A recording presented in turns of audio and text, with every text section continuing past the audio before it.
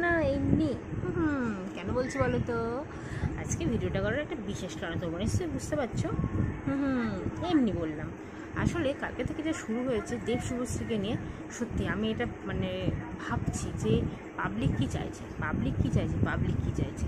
তোমরাও কি এরকম আমার মতো ভাবছো? মনে তো হয় না ভাবছো। আমিও কিন্তু দেব শুভশ্রীর বিগ বড় ফ্যান, মানে ওর যে কত ছবি আছে তার ঠিক নেই, কিন্তু তাই বলে পার্সোনাল লাইফটা ঘেঁটে দেওয়াটা কি ঠিক? আমরা পাবলিক যা করছি এতে মনে হচ্ছে পার্সোনাল লাইফটাকে তোমরা একদম পিন্ডি চটকে দেবে, তাই তো মনে হচ্ছে।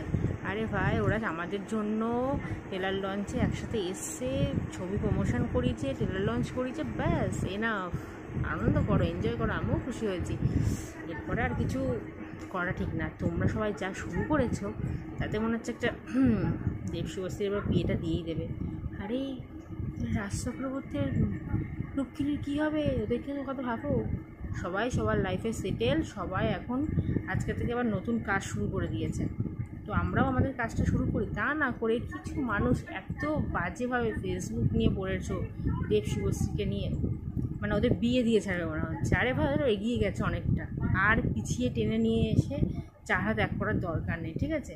আর এইসব দেখে কিছু মানুষ আবার এক্সকে কল করে বলো না বসে ফ্রেন্ডশিপ করোগে, ওসব করতে যেও না কিন্তু, তাহলে কিন্তু নিজেরই বাসটা নিজেই খাবে।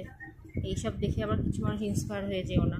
ওটা ফিল্ম জগতে হয়েছে, এটা বাস্তব, তো মাথায় রেখো।